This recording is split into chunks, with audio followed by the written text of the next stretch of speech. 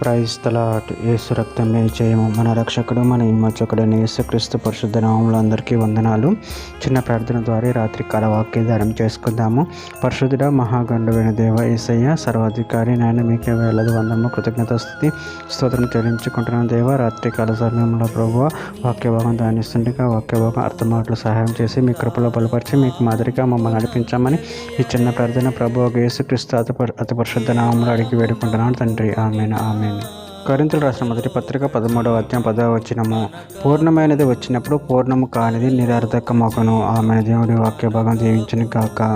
ప్రభునందు ప్రియులారా, మనం ఇక్కడ వాక్య భాగంలో గమనించినట్లయితే పూర్ణమైనది వచ్చినప్పుడు పూర్ణము కానిది నిరర్థకమగును అని. అదేవిధంగా వాక్య భాగంలో గమనించి చూసినట్లయితే ప్రకటన గ్రంథం 21వ అధ్యాయం 23వ వచనంలో ఆ పట్టణంలో ప్రకాశించుటకే సూర్యుడైన చంద్రుడైన దానికి అక్కర్లేదు, దేవుని మహిమయే దానిలో ప్రకాశించుచున్నది, గొర్రె పిల్లియే దానికి దీపము.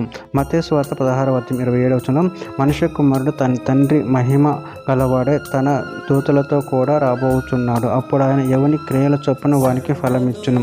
యోహాను సువార్త 17వ అధ్యాయం 24వ వచనం, తండ్రి నేనెక్కడ ఉందనో అక్కడ నువ్వు నాకు అనుగ్రహించిన వారును నాతో కూడా ఉండవాలని నువ్వు నాకు అనుగ్రహించిన నా మహిమను వారు చూడవాలని కోరుచున్నాను. జగత్ పునాది వేయకబడక మునిపే నువ్వు నన్ను ప్రేమించితివి. యోహాను సువార్త 1వ అధ్యాయం 9వ వచనం, నిజమైన వెలుగు ఉండిను, అది లోకంలోనికి వచ్చుచు ప్రతి మనిషిని వెలిగించుచున్నది. సమూయేలు 2వ గ్రంథం 22వ అధ్యాయం 29వ వచనంలో, యెహోవా నువ్వు నాకు దీపమై ఉన్నావు, యెహోవా చీకటి నాకు వెలుగుగా చేయును.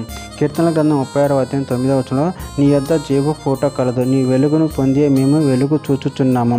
కీర్తనల గ్రంథం 84వ అధ్యాయం 11వ వచనంలో, దేవుడైన యెహోవా సూర్యుడును కేడమునై ఉన్నాడు, యెహోవా కృపయు ఘనతయు అనుగ్రహించును, యథార్థంగా ప్రవర్తించే వారికి ఆయన ఏ మేలును చేయకమనడు. మీకా గ్రంథం 7వ అధ్యాయం 8వ వచనం, నా శత్రువు నా మీద అతిశయింపవద్దు, నేను క్రింద పడినను తిరుగులేతును, నేను అంధకారమందు కూర్చునను, యెహోవా నాకు వెలుగుగా నుండును.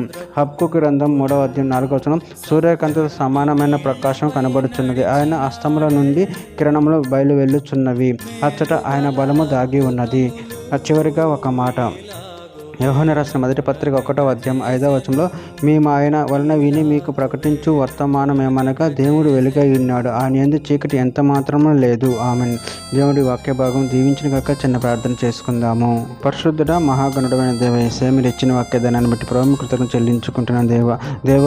పూర్ణమైనది వచ్చినప్పుడు పూర్ణము కాని నిరర్థకమును సెలవిస్తున్నారు తండ్రి. మీరే మాకు సమస్తమునై ఉన్నారు తండ్రి. మీ యందు భయభక్తులు కలిగి మీ ప్రేమ కృపను నిరంతరం కాచి కాపాడమని చిన్న ప్రార్థన చేసిన నామములో అడిగి వేడుకుంటున్నాను తండ్రి. ఆమేన్.